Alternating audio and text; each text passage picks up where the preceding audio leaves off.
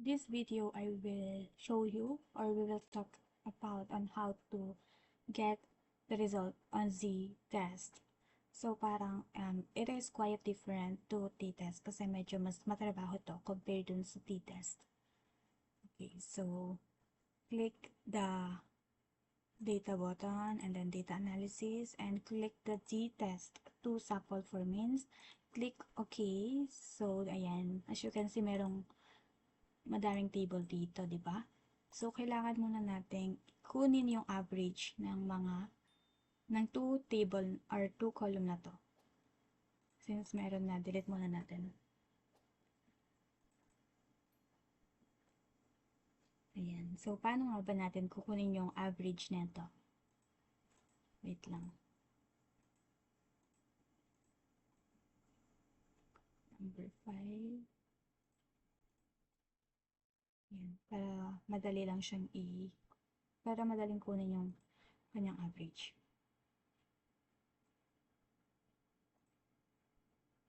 Ayan. Nakikita niyo pa ba? Ayan. So, dito sa table, after nung first column, merong table dito. Type the equal sign, and then VAR, open parenthesis, and highlight. From here hanggang dito. Huwag mong isali yung title ng table or ng column. And then close parenthesis and click the enter button. Ayan. So, ito na yung kanyang average. Ganun din, tulad din sa ginawa natin sa column 1, ganun din yung gagawin natin dito sa column 2. Equal sign, var, open parenthesis, highlight the numbers, title is not included. Ay, wait. Ay, ulitin na lang natin. Wait lang.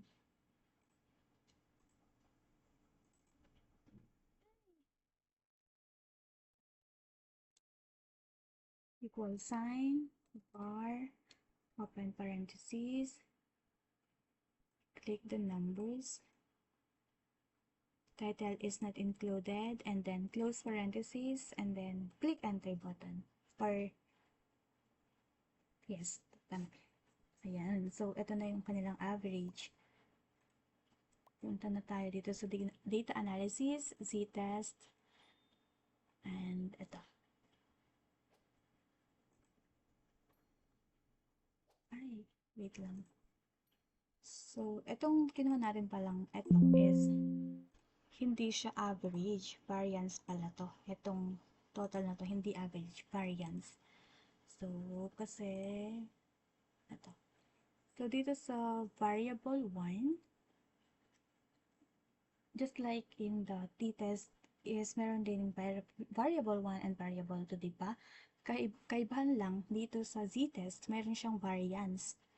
So, click lang natin yung column 1 hanggang dito, including the title, pero wag isasali yung variance. And then, variable 2, click the column 2, and dito sa hypothesis mean difference, wala tayong ilalagay dyan. Dito sa variable 1 variance, click lang natin to. Alam ko hindi siya pwedeng i-copy. Kaya, itatype na lang natin manually.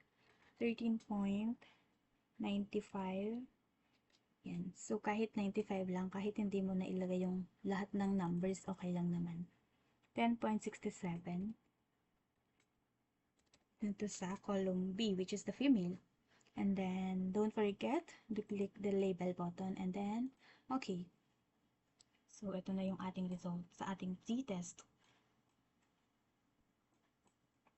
Yan. So, ito na yung ready-made na ginawa ng aming prof. Ayan na siya. And, ito yung important table, or ito yung table, or ito yung mga details na we need for our interpretation. By the way, ito yung ating title, Difference in the Mathematics Performance of Male and Female BSc Students of PAU. Male with a mean score of 94.28, female with a mean score of 89.81. Z computed value. So, di ba kanina T computed value. Kasi T test yung ginamit natin. Dito naman, Z computed value kasi Z test yung ating gagamitin. So, ito na yung interpretation. It can be gleaned in Table 5 that there is a high significant difference. So, hindi siya. Nakaano na to eh. May manipulation na. Wait lang, tingnan tayo yung iba. 0.5. Ito.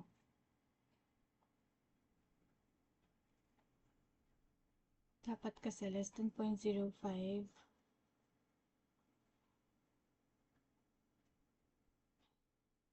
Ayan. So, it can be gleaned in table 5 that there is significant difference. Diba? Sabi ko nga, kapag yung probability value is less than 0.01, high significant siya nun. Kapag naman yung probability value is less than 0.05, significant difference siya nun. If naman yung probability value is greater than 0.05, which means no significant difference. Okay, so it can be gleaned in Table 5 that there is a significant difference in the mathematics performance between male and female students since the Z computed value is greater than the Z critical value. Ayan, mas mataas yung Z computed niya kaysa sa Z critical value. And the probability is less than 0.05. Less than 0.05 siya, diba? Again, makikita nyo po dito, less than 0.05. This implies that male students perform better in math than the female students.